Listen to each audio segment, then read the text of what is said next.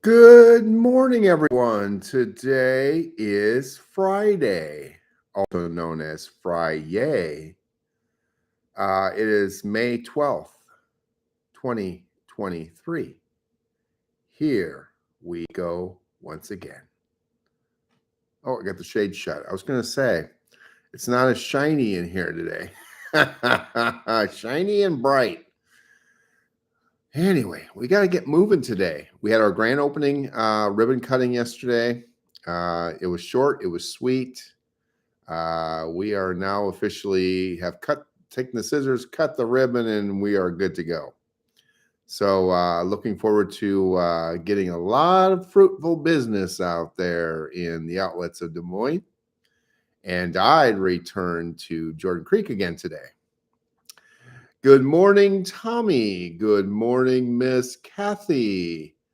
Tommy, you're the greeter in the back. Miss Kathy, you're the greeter in the front. Good morning to Miss Kelly as well. Okay, so we've got a lot of area to cover. So let's go ahead and start covering it.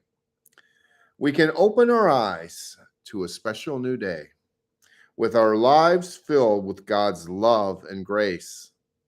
Love begins at home, and it's not about how much we do, but how much we put in what we do. Stay happy this new day. Depositive, repositive. I don't know about that. Okay, it says, I'm reading it as it says. Stay happy this new day. Depositive, repositive, reflect God's love in everything we do. Get out your decoder ring. This is a new day. We get the opportunity to do God's will, reaching out to help others, and practicing love and kindness. Let us reflect God's love and grace to the world around us. Let us be the light of God shining on people and helping them in their struggles in life. In our journey of life, we cannot escape the trials of life. We'll experience loss, grief, and pain. There's no way out of it. We need to have faith in God, trusting Him and holding on to Him, letting His love and grace strengthen us to meet the challenges of life. Each day, we need to spend time in quietness and stillness with God and remember to pray throughout our day. For prayer is faith in action. Life continually presents us with opportunities for achieving what we desire. Only the first step is difficult. Each time we sense the possibility of a new direction in our lives, we are given a chance to grow. Sometimes the first step is the big one sometimes. We start to take it almost without noticing.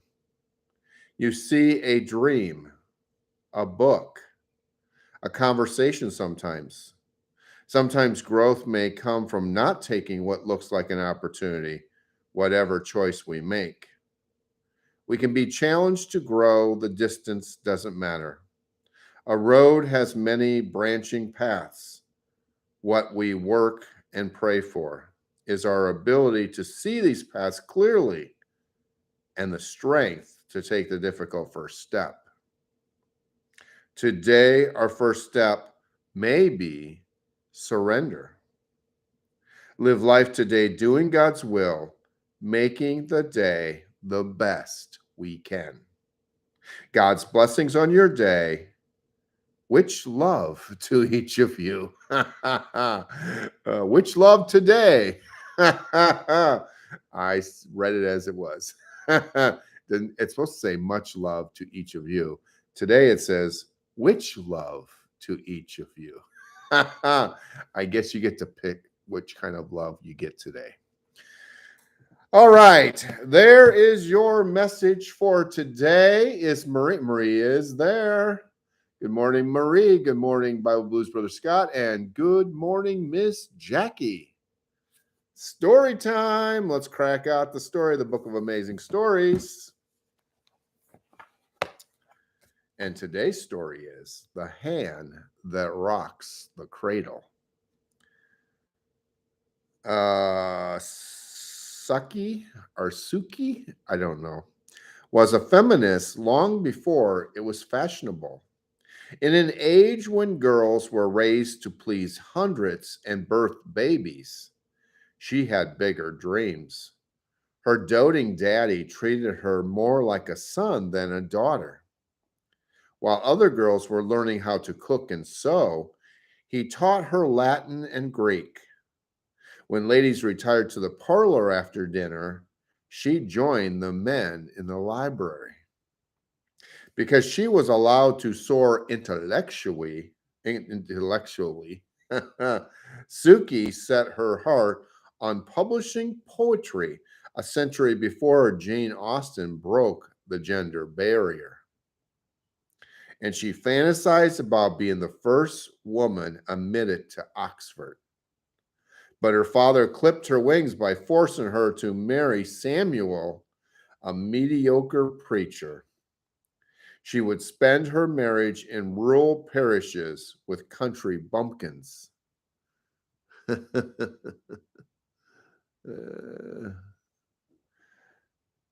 first parish was a dreary village with a mud cottage manse.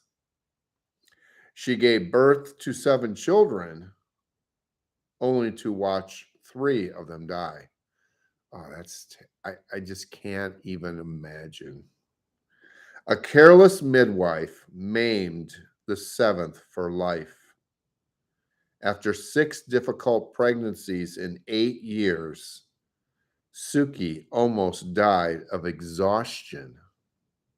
Things looked up when they were called to a richer parish, but Samuel managed money as badly as he preached.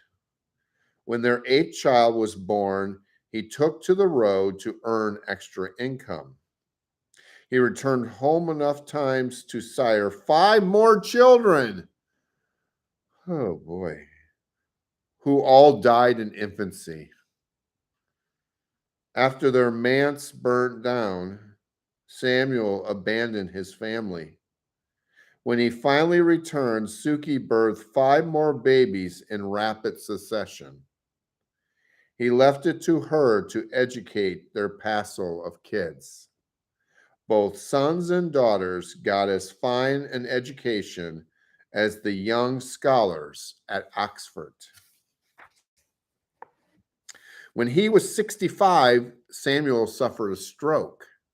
Suki cared for him for 7 years while they survived on charity. The feminist who dreamed of publishing poetry spent her life in obscurity. She gave birth to 19 children. 19, bearing 8 of them in infancy. Only 7 were still alive when she died. So she had 19 kids, and basically 12 of them had passed on before she passed away herself. Can you imagine? It's hard enough to imagine losing one child.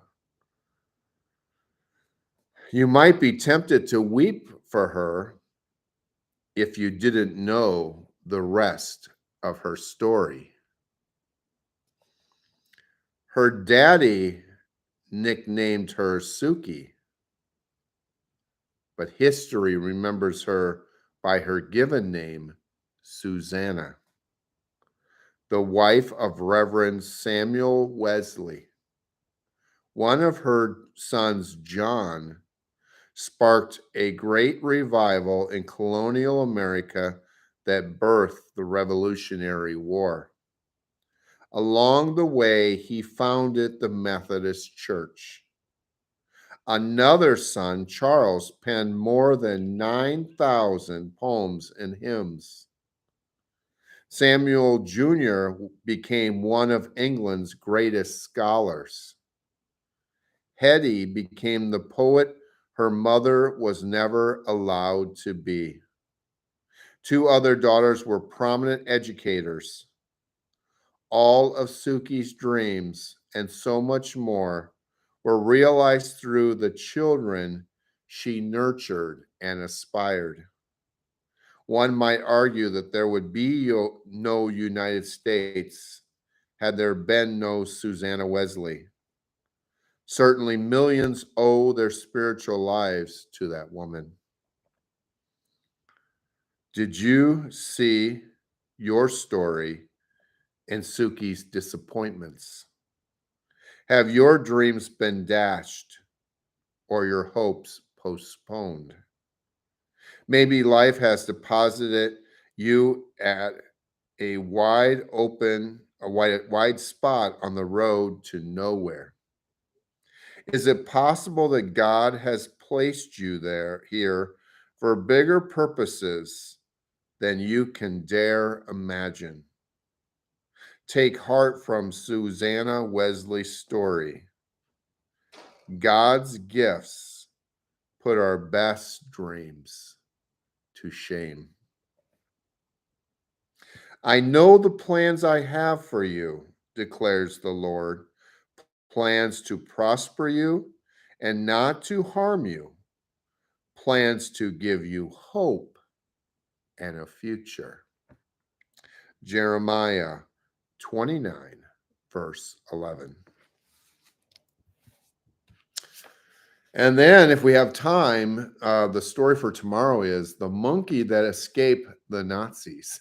Oh boy, we'll see if we get to that. Who would want to hear about the monkey that escaped the Nazis? Oh. All right, it's Friday. So today we read 40 days. We're on day 19, chapter 19, week 19. Tricks we use.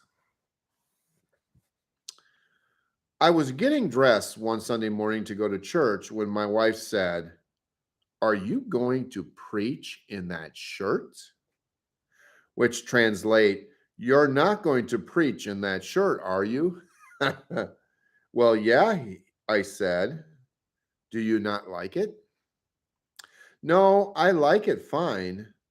But did you know it's pink? She asked. Now, my wife has nothing against guys in pink, but in 16 years of marriage, she had never seen me in a pink shirt.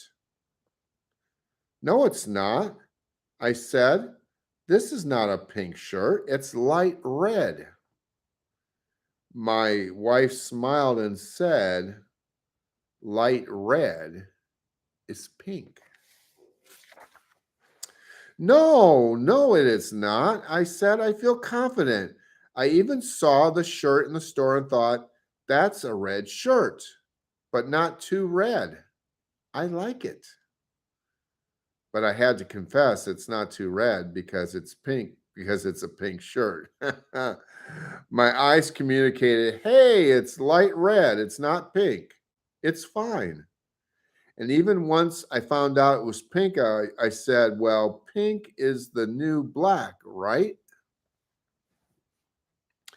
We go to great lengths to tell ourselves something other than the truth, to keep an illusion going rather than get honest with our reality.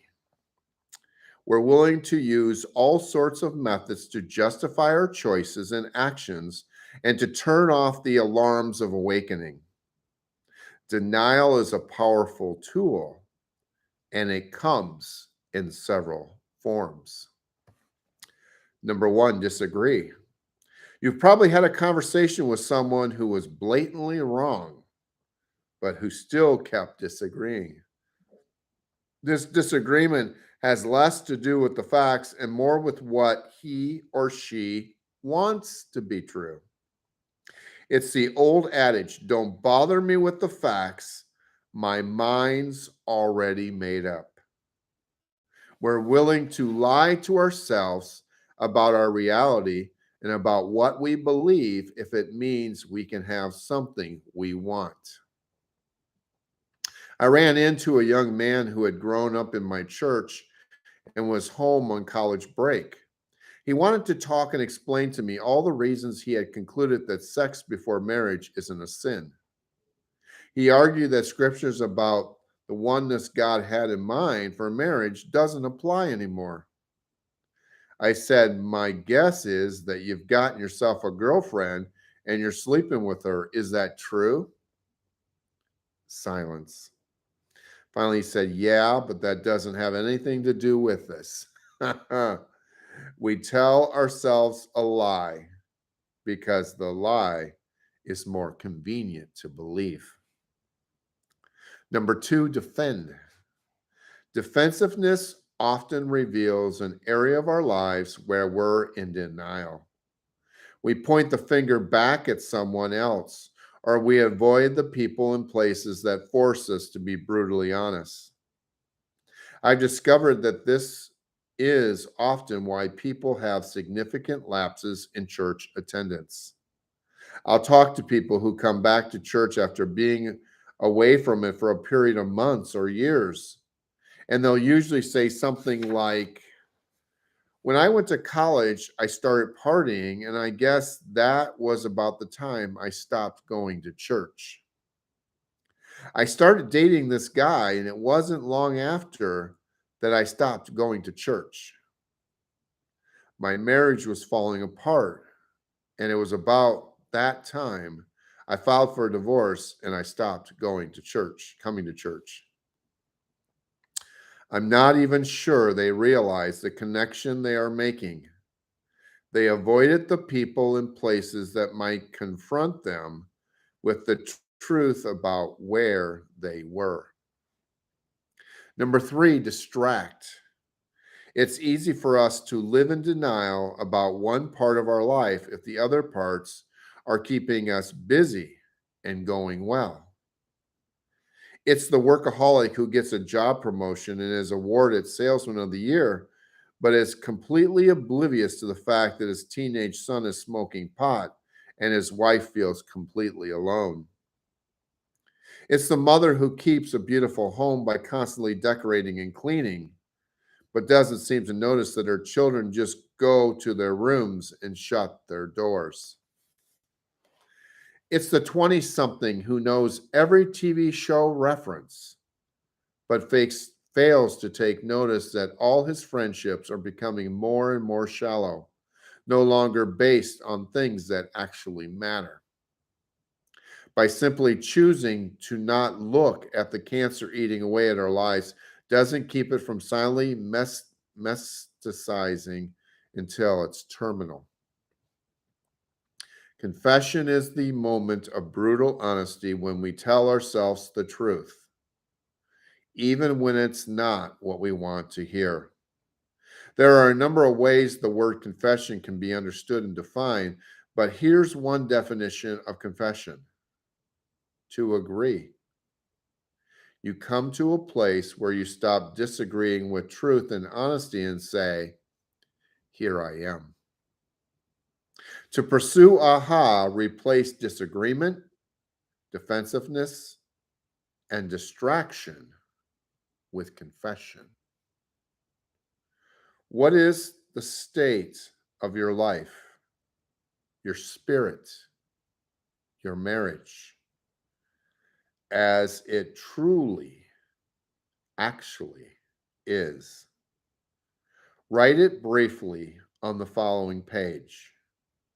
Then read it back and circle any hints of denial or points that prick you because you know you've written them out of a "yeah, but" motivation.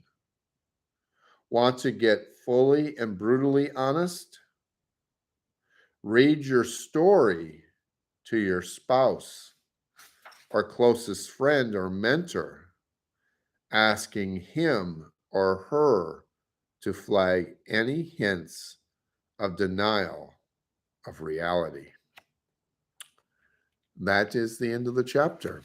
I guess I should have said the end of the chapter when when I went to the questions part.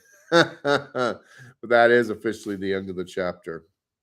So next week we will be at day 20, which means that next week, after we complete next week, we will be halfway complete because again, this is the 40 days. We're going to be at week 20 next week. And that title of that chapter is Confession is the Cure. Wash me clean from my guilt. Purify me from my sin. Psalm 51, verse 2. Okay. Moving on. Let's get to the Pray for Persecuted Bible. Today's reading, we continue on in Old Testament reading. We are at 1 Samuel chapter 12, verse 1. Then Samuel addressed all Israel, I have done as you asked and given you a king. Your king is now your leader. I stand here before you, an old gray-haired man, and my sons serve you.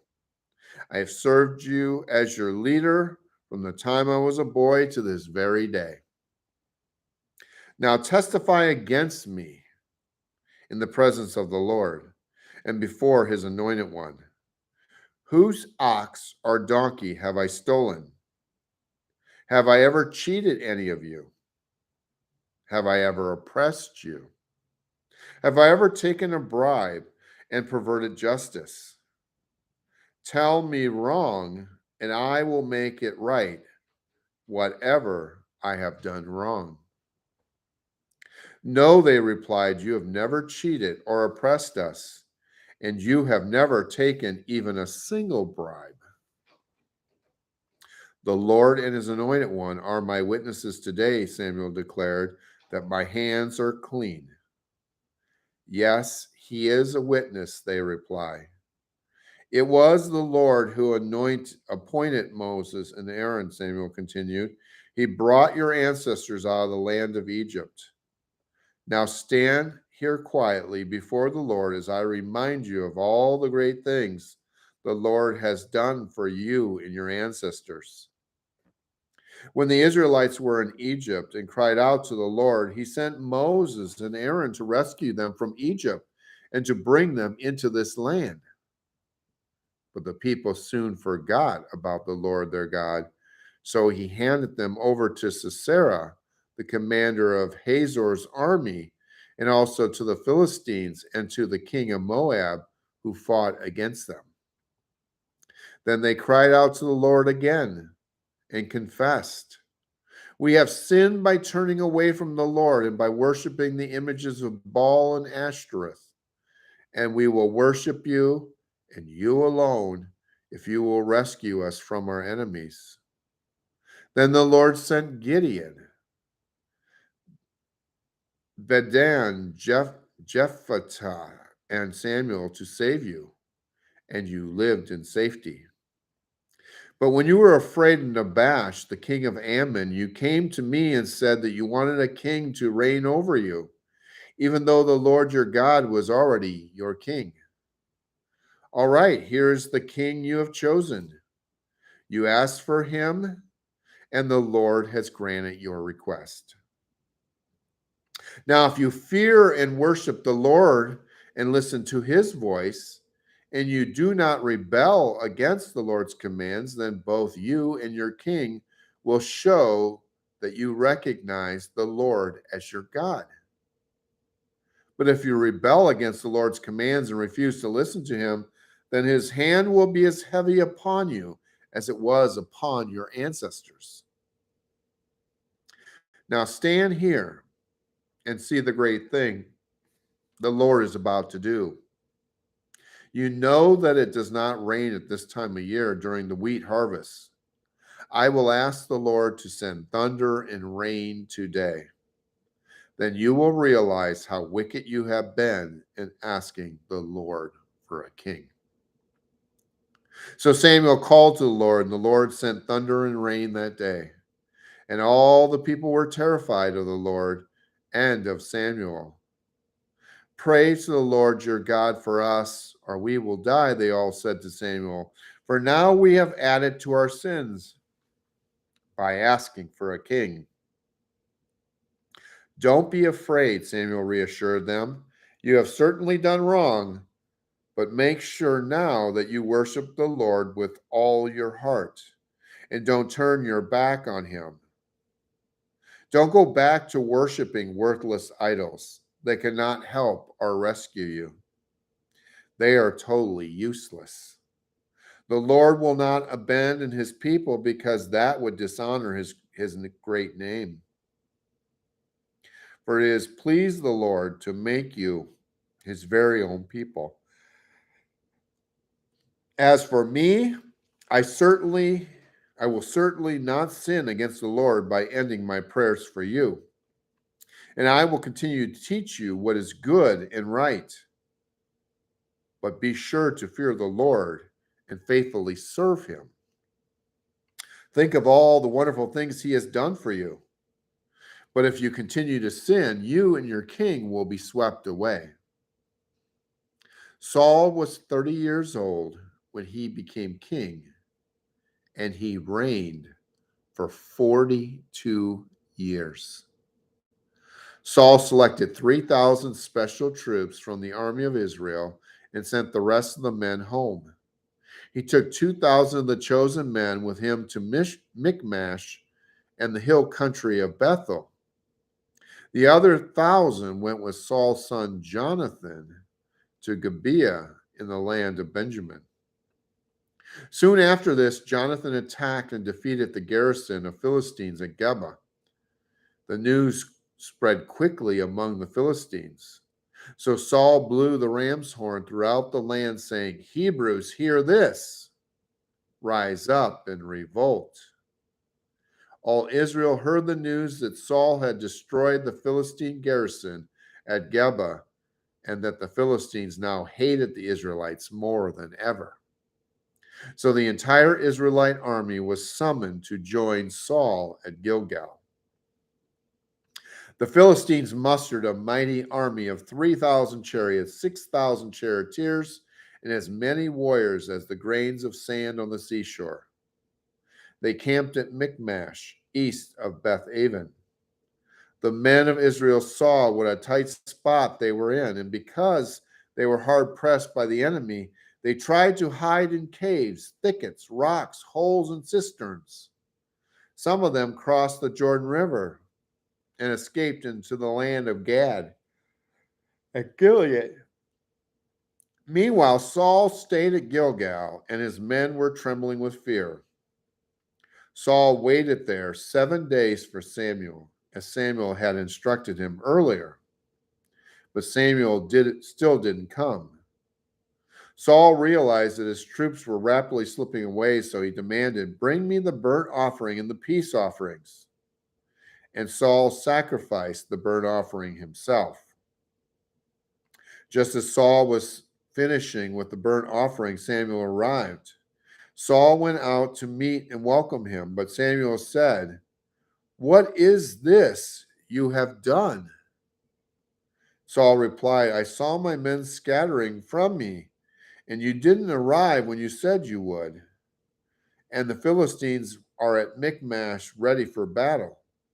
So I said, The Philistines are ready to march against us at Gilgal, and I haven't even asked for the Lord's help. So I felt compelled to offer the burnt offering myself before you came. How foolish, Samuel exclaimed.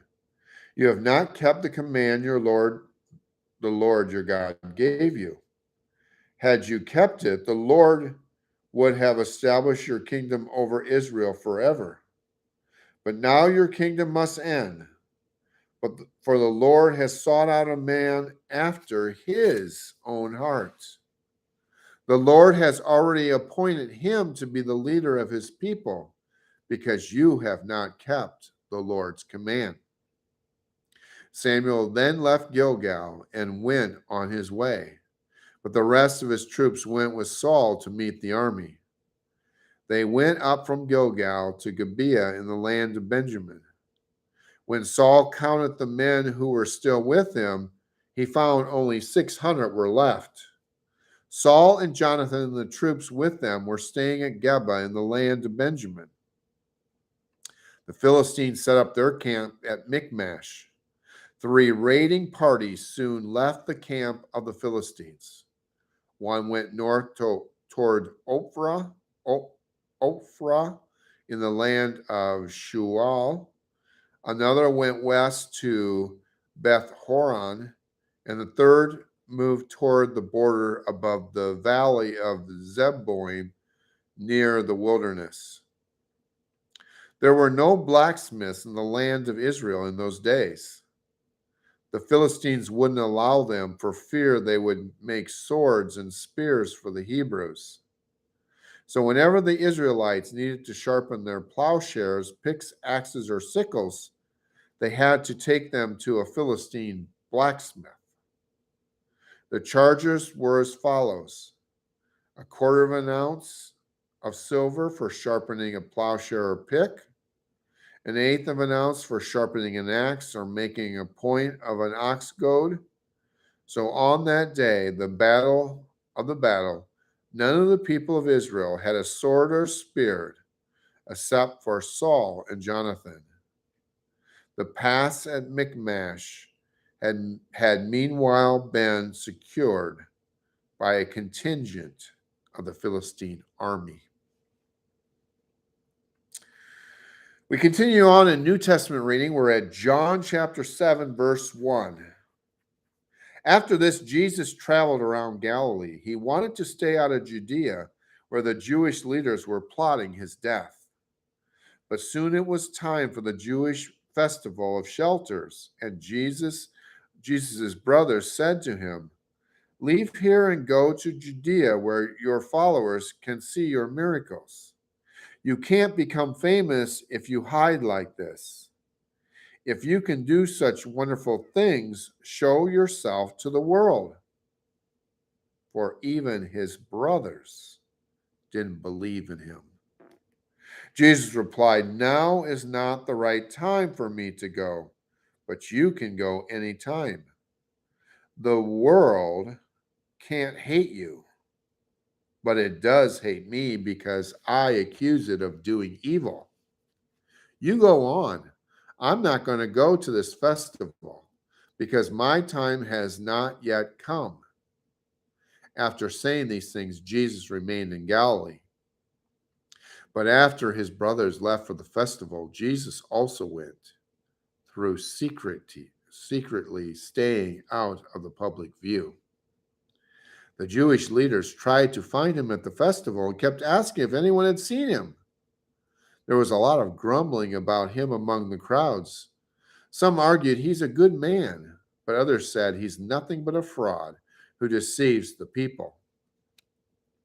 But no one had the courage to speak favorably about him in public, for they were afraid of getting into trouble with the Jewish leaders. Then, midway through the festival, Jesus went up to the temple and began to teach. The people were surprised when they heard him. "How does he know so much when he hasn't been trained?" they asked. So Jesus told them, "My message is not my own. It comes from God who sent me. Anyone who wants to do the will of God will know whether my teaching is from God or is merely my own. Those who speak for themselves want glory only for themselves.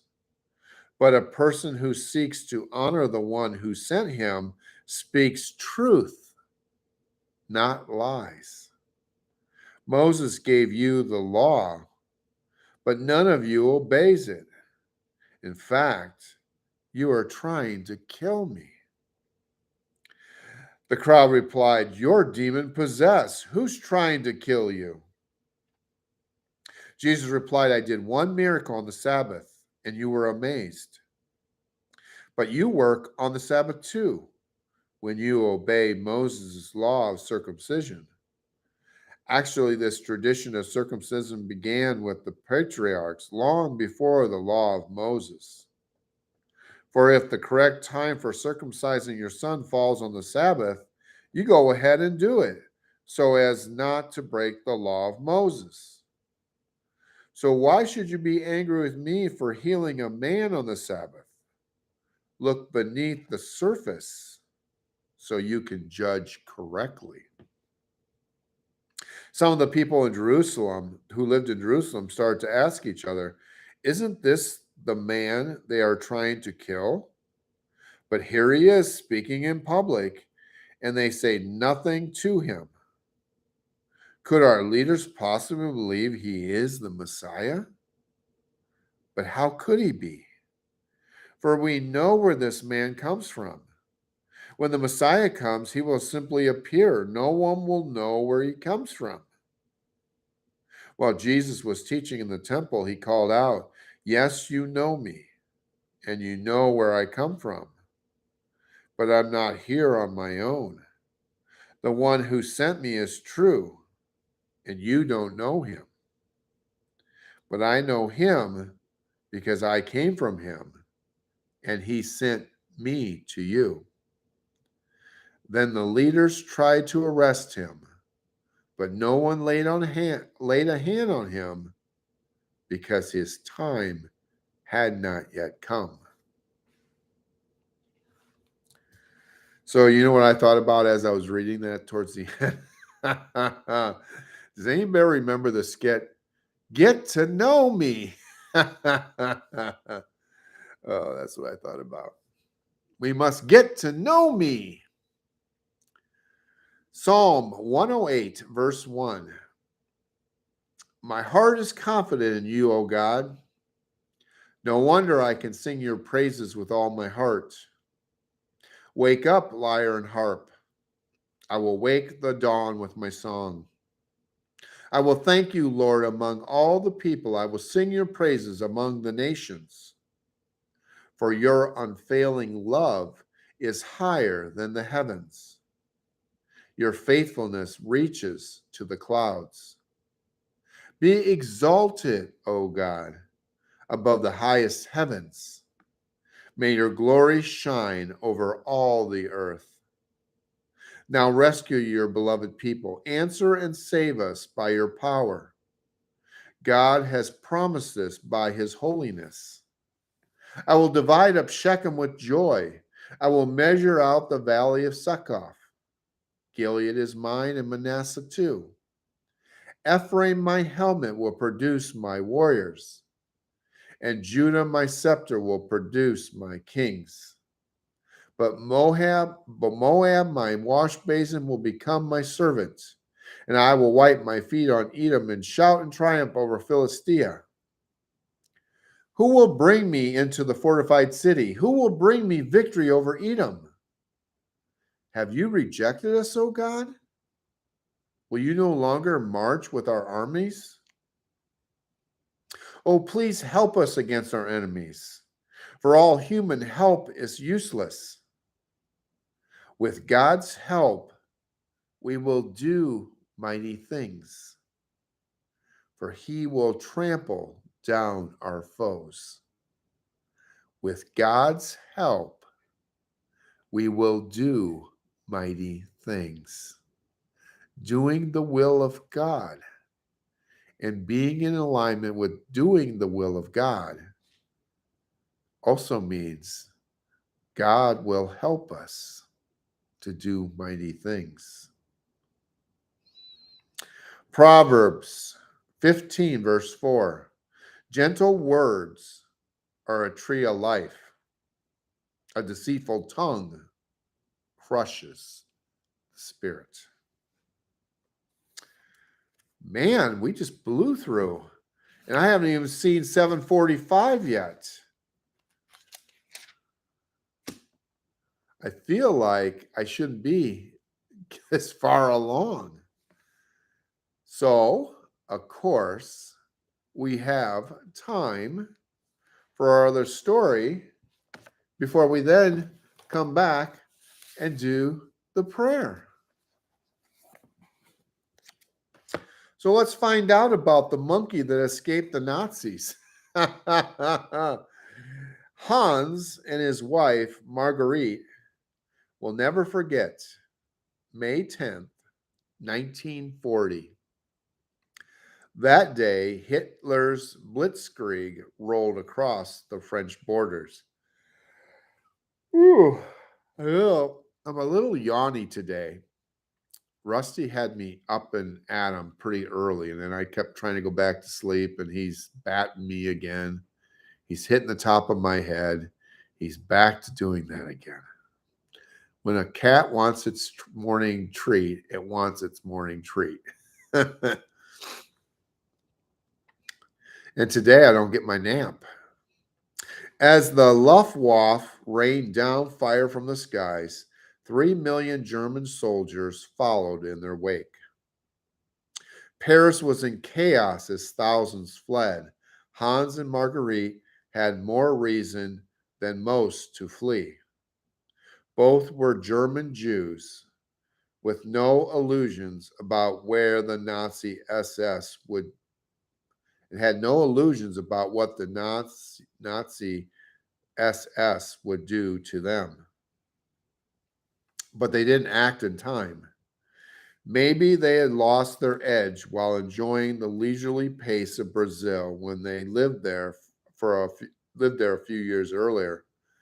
By now, all the bicycles and vehicles were gone. So Hans scoured the city for spare parts to build their bicycles. They stole out of town early one morning, leaving a lifetime of accumulated treasures behind. Yet hidden in their satchel was their most precious possession, the manuscript for a children's book. Their journey was harrowing as they traveled by night and hid in the barns that by day. I'm kind of feeling like I know where this story's going. They faced their most dangerous moment at the border of Spain. Their Brazilian passports hid the fact that they were Jews, but their German accents caused Spanish border guards to suspect that they were spies. They held their breath as a guard scoured their satchel. When he was satisfied that the papers inside were only a manuscript for a children's story about a monkey, he let them go. From Spain, Hans and Marguerite traveled to Portugal and on to Brazil. When they got to South America, they had little money and few prospects for a job. So they took a steamer to New York, arriving with nothing but that manuscript. Through the intervention of a friend, Hans and Marguerite were given an audience in the offices of Houghton Mifflin. At first, the publishers were skeptical.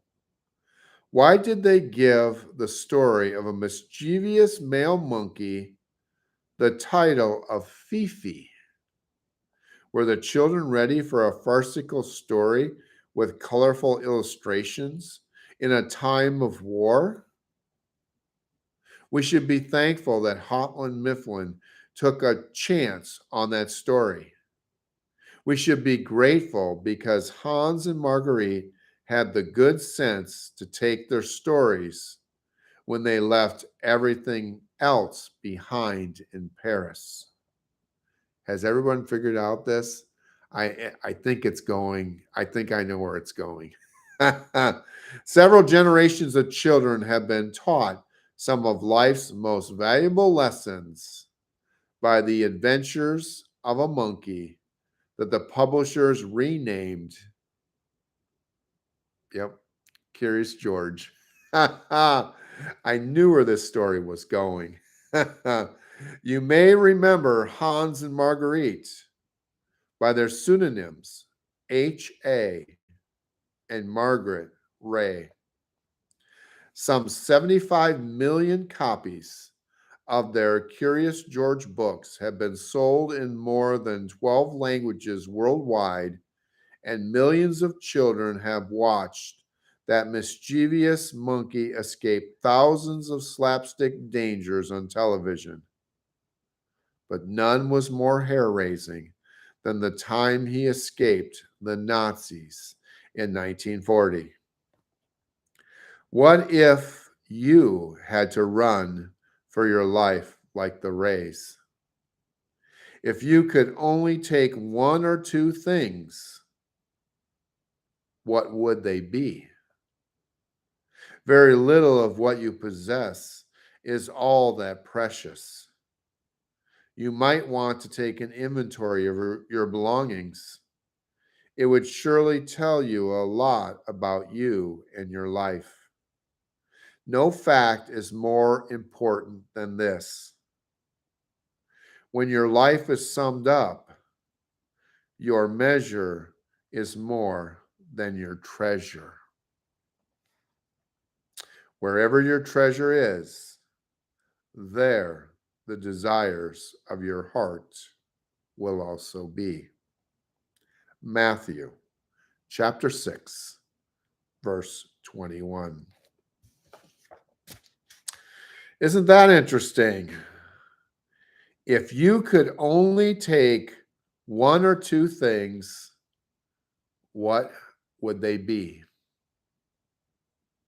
I'd have to think about that because truly there isn't anything that important. I don't know. I can remember a time in which we went to Wisconsin. That was back in what, 2019. 2019. And what did we do? We got into my CRV and basically just took personal effects. Took some clothes. Didn't really take a lot with.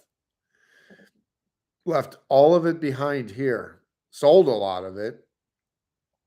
My favorite rocking chair, sold that. Now I've been since replaced with a new rocking chair. It is a very comfortable chair. I guess maybe I'll take my chair and my bed.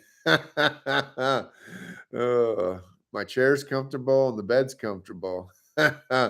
Comfort is very important. But the thing is, they're so big. But anyway, so when we went off to Wisconsin and we had sold a lot of our stuff, we had sold all our living room furniture and we just took our clothes and the more time we were up there, we realized we really didn't need that stuff. I've moved so many times. I'm a total minimalist. I can't even say the word. I don't know.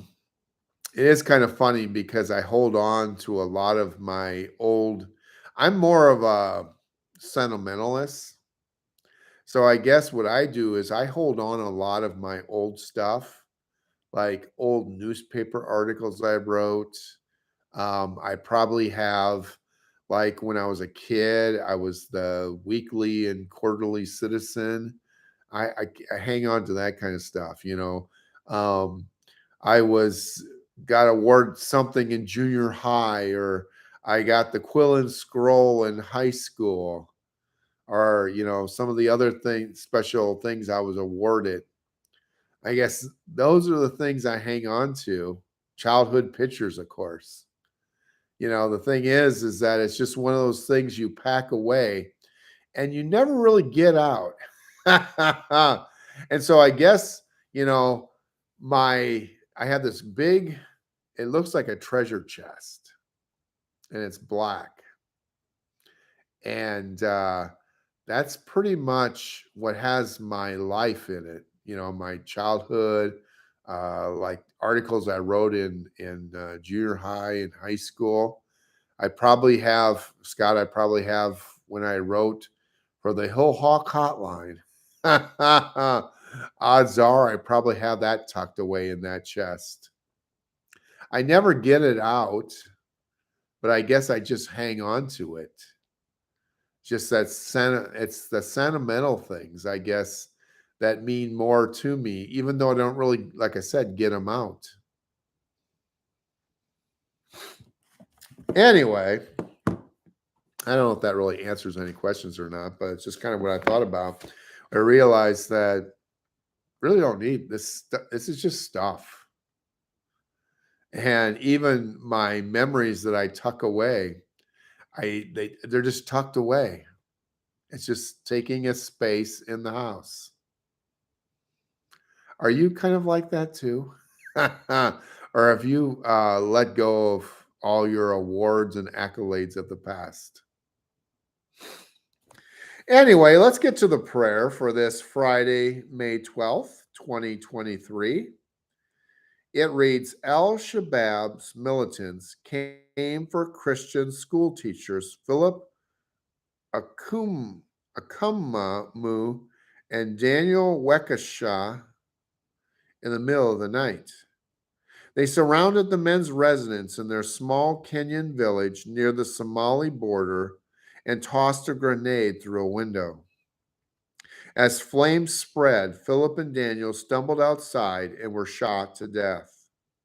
They were martyred for sharing the gospel with their students. Lord, thank you that Philip and Daniel were your obedient witnesses. You've given them a new home with you and their lives that will never end. Thank you for your faithfulness to my family and to me. And in Jesus' name we pray. Amen. I have one toad of mine, one of my sons, and my grandpa's marine items. So you're a little bit of that sentimental person too. Yep, I got this great, it looks like almost like a treasure chest. It's I can't think what it's called. It's black. It's just this great big chest, and it's very heavy. And basically contains my memories in it. It's just hard to let go of them. And the thing is that if I opened it up, I'd probably sit there for hours. And as much as is in there, probably for days and weeks, just looking at old things, memories, memories, memories of the days gone by. I'm a sentimental old fool. Anyway, so just keep going out there, doing the will of God, knowing that if you're needing any help, you can always cry out to Him, and He will be there to help you, lead you, guide you, comfort you, give you peace, give you rest, give you comfort, give you everything you need to get through the troubling days of our lives here, knowing that one day, we don't know what day that's going to be, but one day you will move on. And your next move, even if you feel like you're not going to move on, you feel like, but no, don't wait. Don't say, I've already moved enough times. Kathy says, I've moved so many times. Kathy says, no, I'm not moving again. I don't want to face the thought of moving again either. But the truth is that we do have at least one more move in our lives. And that will be when we move to our permanent location in eternity. When we finally get to go home and be in the presence of those that have passed before us that we love, and to be in the presence of our Father Himself. And until that day, keep walking forward. Keep your focus on Him, Walk in cheer, even though it is so hard to walk in cheer, because we're not going to allow the enemy and the distractions and the chaos and the confusion to keep us from doing what we are to do before we go home. Take care. God bless. Have a wonderful day. Have a wonderful weekend. And God willing, we'll be back with you again come Monday morning. Until then.